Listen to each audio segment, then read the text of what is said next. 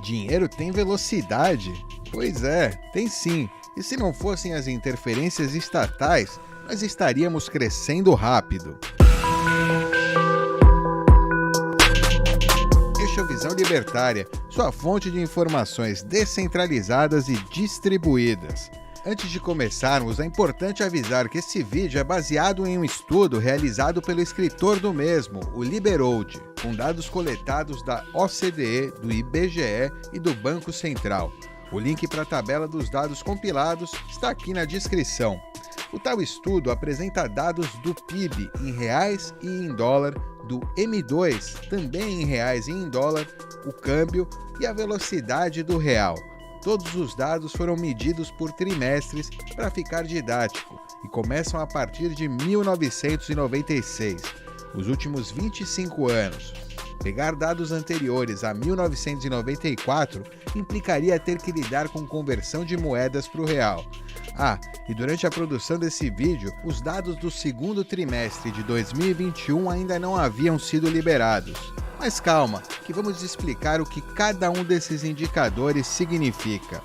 O PIB, Produto Interno Bruto, muitas vezes é usado como medida da riqueza de um país. O cálculo é bem simples, é a soma dos gastos da população com o gasto governamental, investimentos e exportações, menos as importações. Nesse conceito, já há um grave problema. O PIB iguala o gasto da população com o gasto governamental, como se ambos gerassem riqueza. O que os governos chamam de investimento são gastos com dinheiro das pessoas que produziram e não escolheram gastar com o que o governo escolheu. Imagine um exemplo aqui. O governo gasta 100 milhões para construir um estádio lá em Manaus para a Copa, que só será usado para 2 ou 3 jogos e depois vai ficar levando sol e chuva, consumindo energia elétrica, grama crescendo, sem uso comercial. Para o cálculo do PIB, esse gasto seria igualmente benéfico a 1 milhão de brasileiros comprarem um jantar para a família de R$100. Pois é, não é preciso explicar mais, porque essas duas coisas não se igualam. Além disso, o PIB não considera mercados ilegais, como o de leite em Cuba ou o de frango na Coreia do Norte. Ainda assim, estamos comparando PIB com PIB, então essas distorções acabam se cancelando. E aproveitando que o papo é sobre PIB, vamos dar uma analisada no PIB brasileiro. Podemos ver que, exceto pelas crises de 2020 e 2008 e muito levemente na crise de 2000, o PIB daqui tem crescido bastante em reais. Mas quando vemos o PIB em dólares, a coisa muda de figura. O PIB brazuca estava estagnado até ter um leve crescimento verdadeiro a partir de 2005. Porém, a crise de 2008 fez com que muito desse crescimento fosse perdido. Mesmo após a recuperação, o PIB estagnou na primeira metade dos anos 2010. Em 2015, com a crise do impeachment desvalorizando o real, houve mais queda, além do Corona Dump, em março de 2020. Então, tirando fora as bolhas e as crises, podemos dizer que o Brasil está estagnado há 25 anos. Houve períodos de crescimento, mas que acabaram sumindo devido à instabilidade política do país. Agora, a próxima métrica, o M2. M2 é o agregado da base monetária. Essa base é quantificada do M0 ao M5, do dinheiro menos líquido ao mais líquido. A maioria dos economistas prefere usar o M2 como representação do dinheiro circulante na economia, porque o M0 e M1 se limitam ao dinheiro nas mãos do governo, e do M3 ao M5 se incluem outros títulos de investimento relacionados a valores futuros. Incluem títulos bancários, CDBs, títulos públicos, LTFs, e segue aí na graduação de liquidez até o M5, passando por títulos privados, debentures, fundos e etc.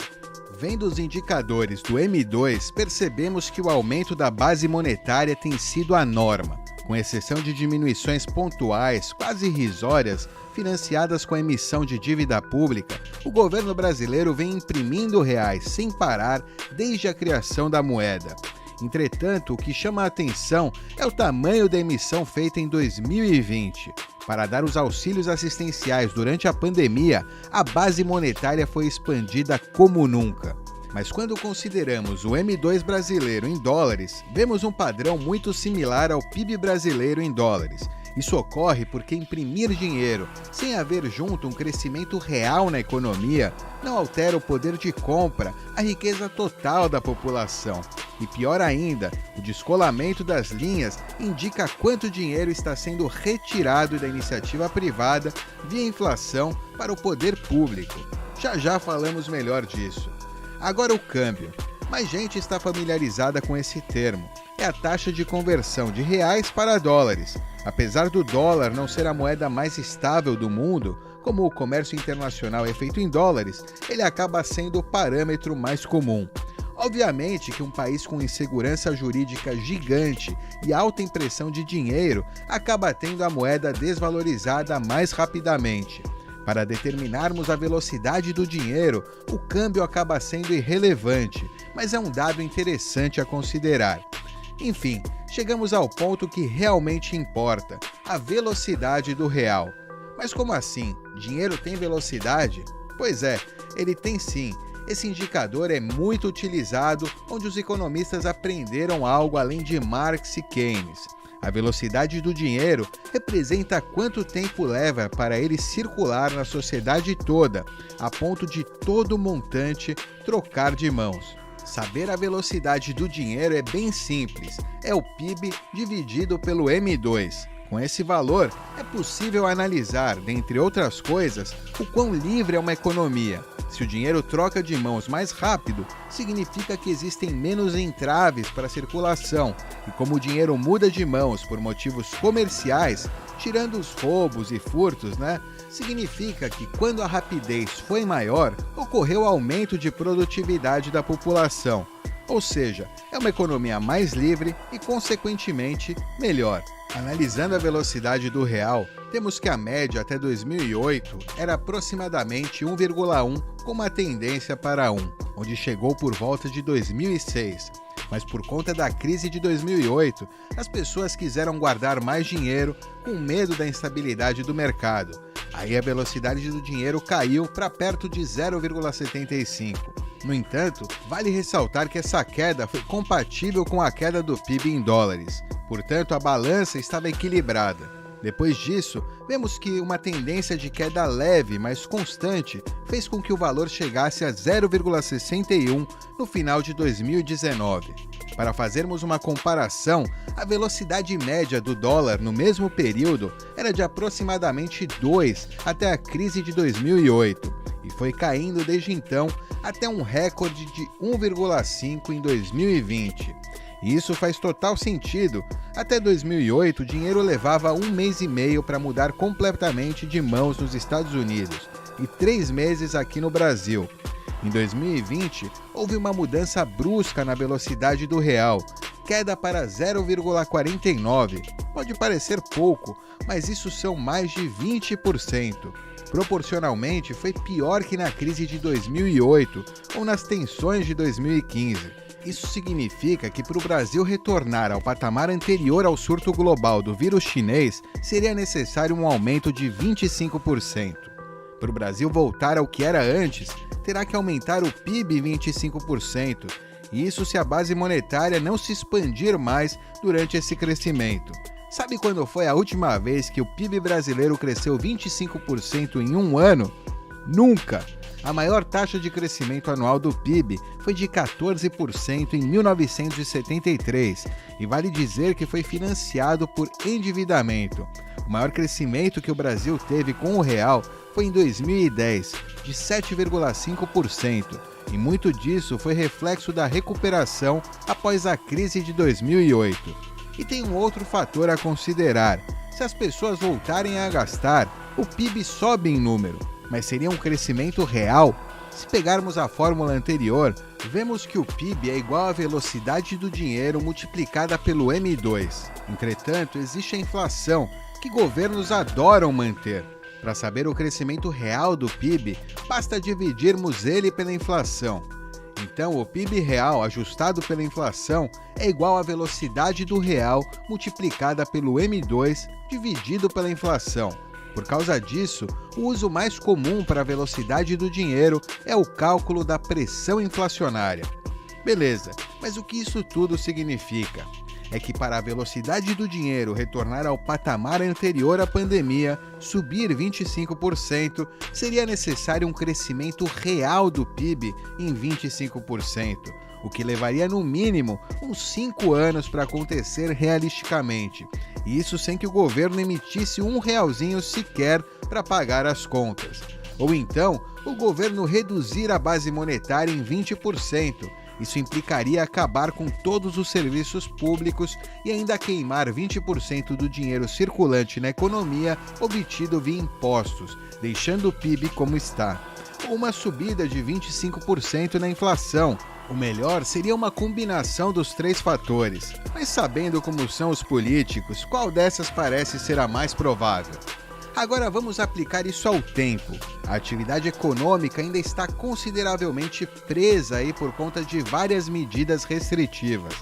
Quanto tempo o governo vai levar para liberar como estava antes? Se for de imediato, esse aumento da velocidade do dinheiro se reverteria todo em alta de preços, popularmente chamada de inflação, já que o PIB não suportaria sozinho esse aumento. Por outro lado, já que a arrecadação tributária está baixa exatamente por causa da diminuição do comércio, quanto mais tempo demorar, mais a base monetária teria que aumentar para pagar os gastos do governo. Não é à toa que, quando houve um afrouxamento das restrições com a subida na velocidade do dinheiro no início de 2021, o IPCA já está batendo os 8%. A meta do Banco Central é de 3%. E olha que essa recuperação não representa nem metade da pressão inflacionária.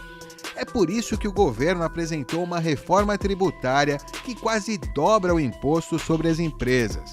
Para não perder completamente o controle inflacionário sobre o real, o governo precisa equilibrar as contas e justificar a louca impressão de dinheiro feita em 2020. Infelizmente, sabemos que isso só vai causar uma redução da economia do país. Em resumo, o Brasil está sendo perseguido por uma bola de neve. O governo está correndo montanha abaixo para evitar o soterramento. Mas quanto mais demora para aumentar a velocidade, mais perto chega a bola de neve que vai crescendo enquanto rola. Isso aí é se o retorno à normalidade fosse antes de 2020. Parece que esse ano travado durou um século, mas a situação aqui já não era boa durante os anos de 2010. Para voltar ao patamar propiciado pelo Plano Real por volta do ano 2000, teríamos que dobrar a velocidade do dinheiro, o que significaria um crescimento real do PIB de 100%, ou o mais provável, 100% de inflação. E ainda com isso estaríamos abaixo dos Estados Unidos em crise. O futuro da economia brasileira não é nada promissor. O real, a melhor moeda que o Brasil já teve, está demonstrando claros sinais de desgaste extremo. O aumento da inflação em 2021 é apenas uma amostra do que está por vir. Pelo menos dessa vez, diferente da época de hiperinflação nos anos 80, nós temos o Bitcoin. É isso aí, obrigado por sua audiência. Este artigo foi sugerido e escrito por Liberold, revisado por Stanley Calderelli e narrado por BitDove. Se gostou do vídeo, clique no ícone de curtir aqui abaixo e compartilhe em suas redes sociais. Se quer ser notificado de novos vídeos, clique em inscrever-se e depois no ícone do sininho. Até a próxima, tchau!